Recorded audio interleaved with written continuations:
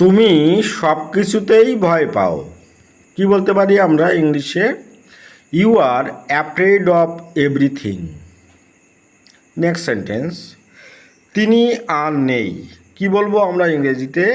He is no more. এখানে নেই মানে হচ্ছে তিনি মারা গেছেন, ওই জন্য লেখা হয়েছে হি ইজ নো মোর বা হি ইজ ডেডও আমরা বলতে পারি। ওকে, কাছে এসো এবং শোনো। Draw near and listen. Okay, এটা কি শুধু আমার দায়িত্ব?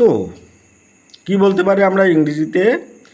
Is it just my responsibility. Responsibility মানে হচ্ছে দায়িত্ব, আর জাস্ট মাই মানে আমার, ওই জন্য লিখেছি is it just my responsibility. Okay, এর বেশিরভাগটাই সত্য। Most of it is true.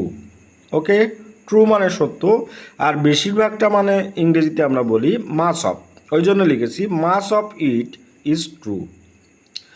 আপনি যা বলতে চান বলুন। কি বলবো আমরা ইংরেজিতে? সে whatever you want to say. Whatever মানে যা খুশি, আর ইউ ওয়ান্ট টু সে মানে কি? যা বলতে চান। ওকে, নেক্সট সেন্টেন্স, এটি বা এটা তামাশা নয়। কি বলতে পারি আমরা ইংরেজিতে? It is not joke. Okay, এটা আমার কল্পনার বাইরে। কি বলবো? ইটস বিয়ন্ড মাই ইমাজিনেশান। ইমাজিনেশান মানে হচ্ছে কল্পনা, আর বাইরে ইংরেজি কি? বিয়ন্ড মানে আমি, ওই জন্য লিখেছি it's beyond my ইমাজিনেশান। Okay, next sentence, সময় ঘনিয়ে আসছে। কি বলতে পারি? The time নিয়ার্স। মানে কি আমরা সময়ের খুব কাছাকাছি এসে গেছি, মানে কোনো একটা ইনসিডেন্ট হবে, এই সেন্সে এখানে লেখা হয়েছে। তাহলে কি বলতে পারি? সময় ঘনিয়ে আসছে, এর ইংরেজি হবে দ্য টাইম নিয়ার্স। আপনি কি আমাকে বোকা ভাবছেন? কি বলবো ইংরেজিতে? Do you think I am stupid?